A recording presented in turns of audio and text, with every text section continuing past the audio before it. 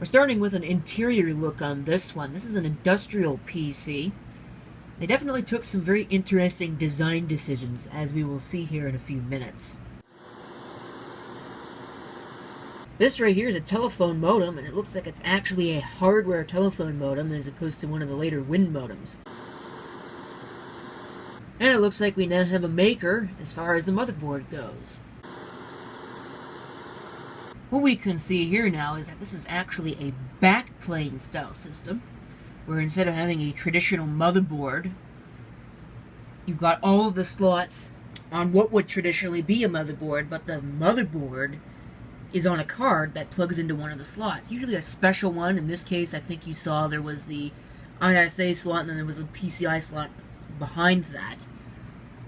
I guess you could call this a system on card kind of design. This was very common in the XT and AT days. But when I tell you that this is a Pentium 3 system, you'll probably be surprised because this really was not a common thing by the time the Pentium 3 came out. My only real guess would be that this would more easily facilitate upgrades or multiple models of a system without having to change the basic design. Maybe even in-place upgrades to upgraded models of system. I don't know. But it's definitely an interesting design decision nonetheless.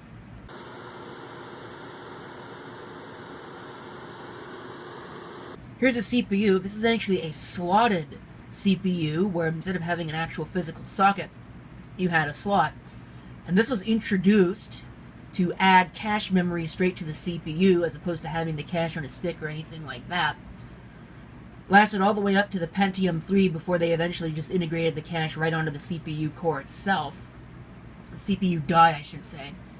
And the slot was done away with the PGA 370 CPU socket.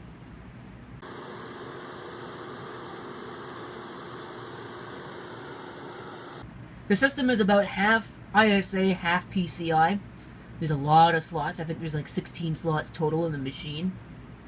What you're looking at right now is actually a SCSI card, because this machine does not just have IDE hard drives in it, it's also got SCSI hard drives.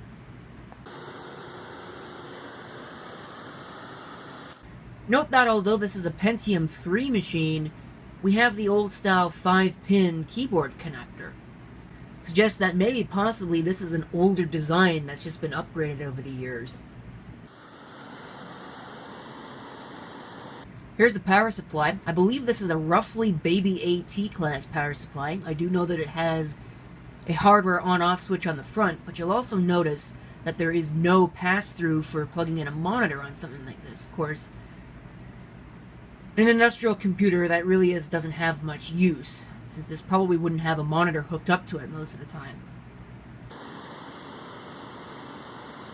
And here is the make and model. It tells us who made it, what model it is. You can go looking that up if you want to. I actually haven't prior to recording this.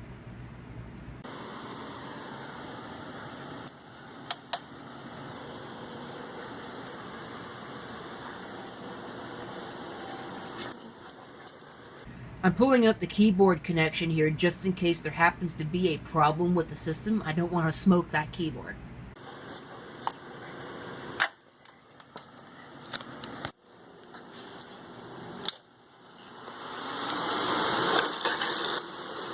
You see all the lights on the front, various status indicators for voltages, for fans, hard drive activity, all of that.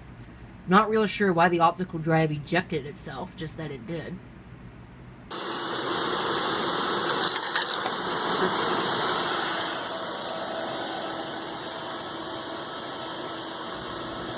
It's not uncommon for industrial systems like this to take a very long time to start their power on the self-test.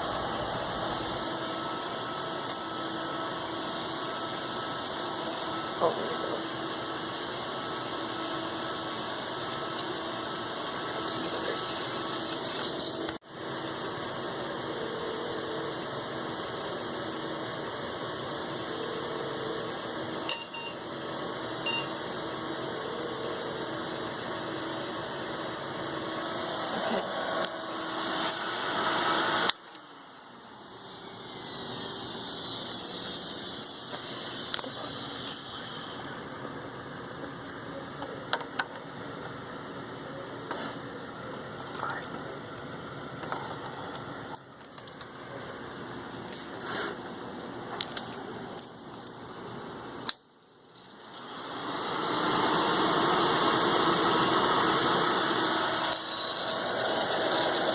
If you hear that scratching noise, I believe I eventually traced that down to the PC speaker.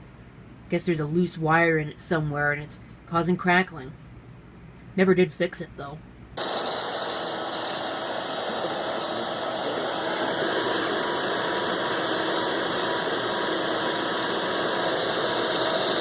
Here you can see that not just the front panel, but also the motherboard has got indications for voltage. Curiously, you'll see that there is a plus 3.3 that's not illuminated. That was not used in the AT standard as far as I know, so it's not present here as this is technically a baby AT class system.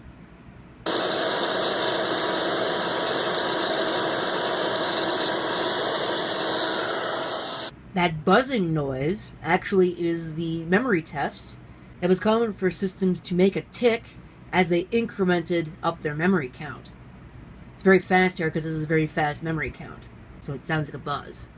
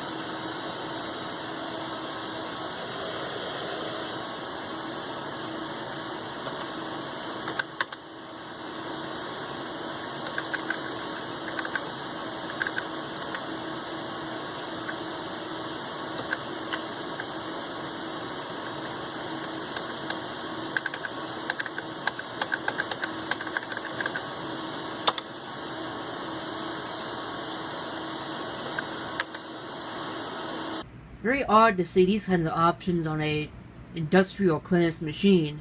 Looks like you could do a little bit of overclocking with this one, if you really wanted to.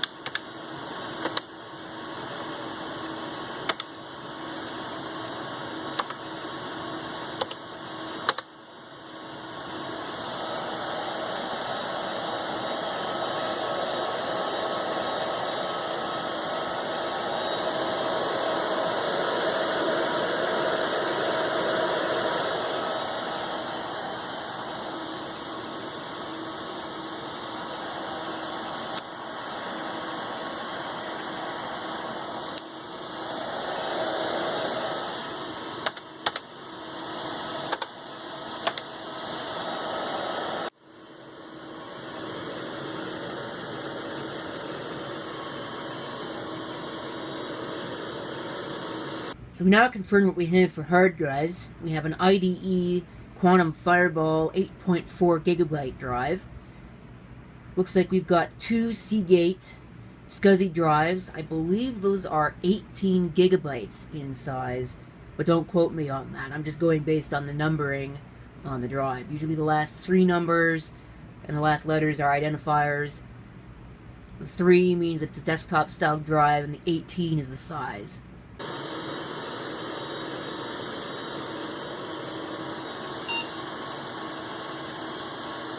And looks like we won't be booting anything on this one.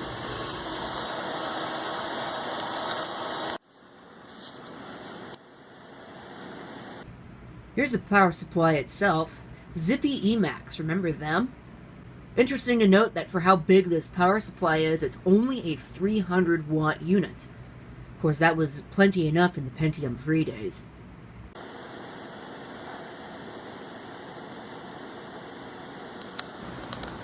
And here we are having a look at the drive cage and all the possible installation options for hard drives and other miscellaneous paraphernalia. The interesting thing here to note is that apparently all of the drive mounts are grounded with those green wires. It's a very interesting setup.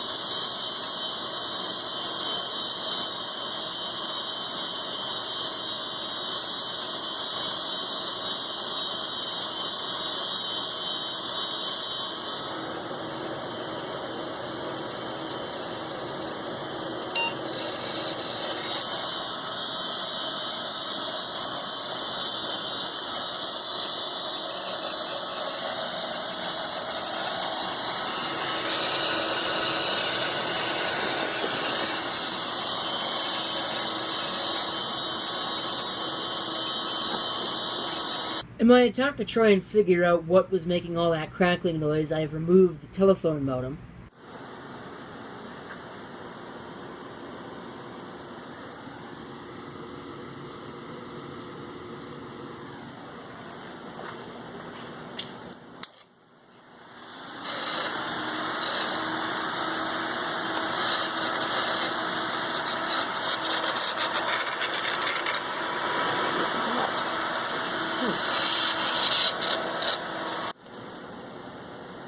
Here I have removed the front faceplate, which is just a press fit. And I've also removed the filter over top of the fans in an attempt to try and clean it. Of course, that really isn't going to work out too well because the filter is not in very good shape anymore.